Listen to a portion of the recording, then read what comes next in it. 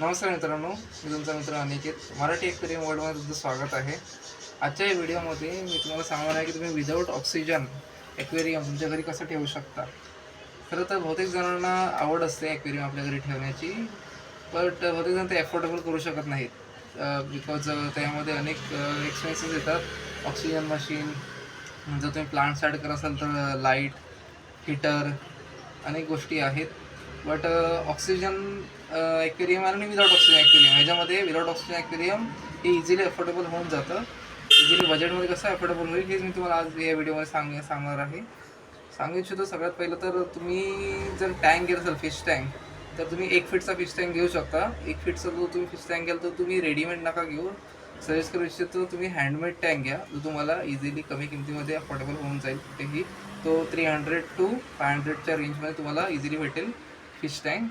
Then त्याच्यामध्ये तुम्ही स्टोन्ससुद्धा add करू शकता. स्टोन्स जे आहे ते पॅकेट तुम्हाला 30 रुपीज to 50 रुपीजमध्ये अरेंज होऊन जाईल. 1 फीटच्या टँकसाठी एक पॅकेट इनफ आहे. देन त्यामध्ये तुम्ही फिशेस कोणत्या कोणत्या ॲड करू शकता. तर बहुतेक जण मी ऐकलं आहे की विदाऊट ऑक्सिजनच्या ॲक्वेरियममध्ये गोल्डफिश व्हरायटीज, कोईफिश व्हरायटीज ॲड करतात. तर मी रिक्वेस्ट करू इच्छितो, कोईफिश किंवा गोल्डफिश अशा कोणत्या व्हरायटीज ॲड नका करू. सिक्लेट व्हरायटीजसुद्धा ॲड करू नका. कारण फिशेसबद्दल पण मी सांगेन. त्यामध्ये तुम्ही प्लॅटी आहे, मॉली आहे, गप्पी आहे, झिब्रा आहे, अजूनसुद्धा फिशेस आहेत जसं की प्लेको आहे अँड शार्कसुद्धा आहेत विदाऊट ऑक्सिजन. पण प्लेको आणि शार्क हे अशा फिशेस आहेत जे विदाऊट ऑक्सिजन राहतात, बट ते वेळेनुसार मोठे होतात ते फिशेस. सो त्यांना मिनिमम 2 फीट किंवा 2 फीटपेक्षा मोठा टँक तरी लागतोच. एल्गी क्लीन करण्यासाठी लोक प्लेको यूज करतात, पण प्लेकोची साईजसुद्धा वेळेनुसार मोठी होते. तुम्ही तिकडे एल्गी हीटर ठेवू शकता, तो पण विदाऊट ऑक्सिजन राहतो. बट मी काही मोजक्या फिशेस तुम्हाला सजेस्ट करू इच्छितो, जसं काही प्लॅटी आहे, गप्पी आहे, अँड देन झिब्रा आहे. मॉली पण तुम्ही ठेवू शकता, बट मॉली जर तुम्ही ॲक्वेरियमच्या वरती जर कवर ठेवत असाल तर तुम्ही मॉली ठेवू शकता. कवर नसेल ठेवता तुम्ही मॉली नका ठेवून सजेस्ट करू शकतो, कारण मॉली फिश जी आहे ती जम्प करते मोस्ट ऑफ द टाईम.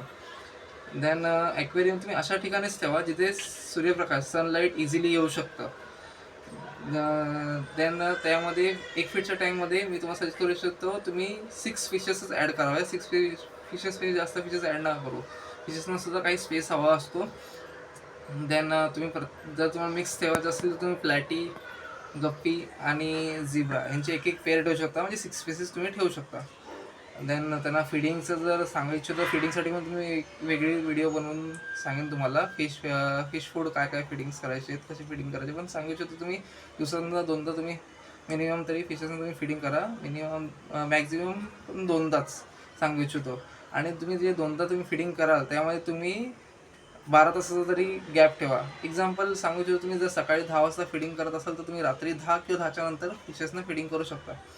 माझ्या गॅलरीमध्ये सुद्धा मी एक फिश टँक ठेवलेला आहे विदाऊट ऑक्सिजन. मी तुम्हाला सजेस्ट करतो तुम्ही सुद्धा गॅलरीमध्येच ठेवा विदाऊट ऑक्सिजन. जर तुम्ही ठेवत असाल किंवा अशा ठिकाणी ठेवा जिथे इझिली सनलाईट येऊ शकेल. तुम्हाला मी तो फिश टँक तुम्हाला मी दाखवतो. आणि याच्यामध्ये मी प्लॅटी ठेवलेली आहे. मिकी माऊस प्लॅटी आहे, सॉफ्टेल प्लॅटी आहे, नॉर्मल प्लॅटी आहे आणि झिब्रा आहे आणि एक गप्पी पण ठेवलेला आहे.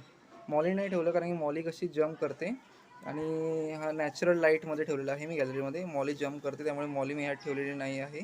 आणि ह्याच्यामध्ये जे मी प्लांट लावलेले आहेत ते मिनी प्लांट्स आहेत. मिनी प्लांट्स माझ्या घरी माझ्या आईवडिलांनी हा इकडे कुंडीमध्ये लावलेला प्लांट होता. त्याच प्लांटचे जे फांदी वगैरे जे आहेत साईडचे तेच तोडून मी त्याच्यामध्ये लावले. 1-2च लावलेले सुरुवातीला मी, बट ते 1-2चे 4-5 प्लांट्स झालेले आहेत. तुम्ही बघू शकता इकडे हे सुरुवातीला 1-2 लावलेले आणि हे 2-3 महिन्यातच ते 4+ प्लांट्स झालेले आहेत इकडे. आणि प्लस इकडे हे काही मी वॉटर प्लांट्स लावलेले आहेत जे मी स्वतः माझ्या फ्रेंड्ससोबत नदीवरून, आमच्या जवळ इकडे नदी आहे, नदीवरून आम्ही कलेक्ट केलेले आहेत. ते पण सुरुवातीला 2च ठेवलेले, ते 2चे 4-5 झालेले आहेत ऑटोमॅटिकली. सो त्यांना ह्यांचं फिडिंग पण जास्त कॉस्टली नसतं. 50 to 100 रुपीजमध्ये भेटतं, जे तुम्ही 2 ते 3 महिने यूज करू शकता. 2 ते 3 महिन्यामध्ये 50 to 100 रुपीज अफोर्डेबल होतं. 2 ते 3 महिने तुम्ही फिडिंग, एकदा तुम्ही जर फिडिंगचं एक फूड घेतलं 2 ते 3 महिन्यासाठी 50 to 100 रुपीचं, तुम्ही 2 ते 3 महिने आरामामध्ये यूज करू शकता. सो अशा प्रकारे आहे हे लो कॉस्टमध्ये तुम्ही तुमच्या गॅलरीमध्ये ठेवू शकता. आणि ह्याच्यामध्ये 6 मंथ झाले माझ्याकडे फिश आहेत. गॅलरीमध्ये अजूनसुद्धा या एका पण फिशची डेथ झालेली नाही आहे, चांगलं आहे. तर तुम्ही असं, आणि हे नॅचरल आहे कारण की ह्याच्यामध्ये एल्गीज वगैरेसुद्धा तयार होतात. नॅचरल असल्यामुळे, नॅचरल लाईट्स येत असल्यामुळे, सनलाईट, एल्गीज वगैरे तयार होतात, ज्यामुळे फिशेसना जरी आपण कमी फीड केलं, खूप जणांना अंदाज नसतो फीडिंग कसं करायचं, तर तुम्ही जरी जास्त फीड करू नका, जरी कमी जरी फीडिंग केलं तरी तुम्ही काही हरकत नाही, कारण की ते एल्गीज वगैरे खाऊनसुद्धा फिशेस राहतात बऱ्या प्रकारे. पण त्यांना फीडिंग करत राहावं, तरीसुद्धा माझं असं म्हणणं आहे, दिवसातनं किमान एकदा तरी करत राहावं, आणि कमी प्रमाणामध्ये करा. जर तुम्हाला अंदाज नसेल तर जास्त प्रमाणात करू नका. प्लस माझ्याकडे एक 1.5 फूटचा पण टँक आहे, त्याबद्दल पण मी एका व्हिडिओमध्ये सांगेल तुम्हाला, की तो मी कसा, तो ऑक्सिजन्समध्ये आहे, कारण त्यामध्ये फिशेस ऑक्सिजन्सचे आहेत. Okay, so thank you.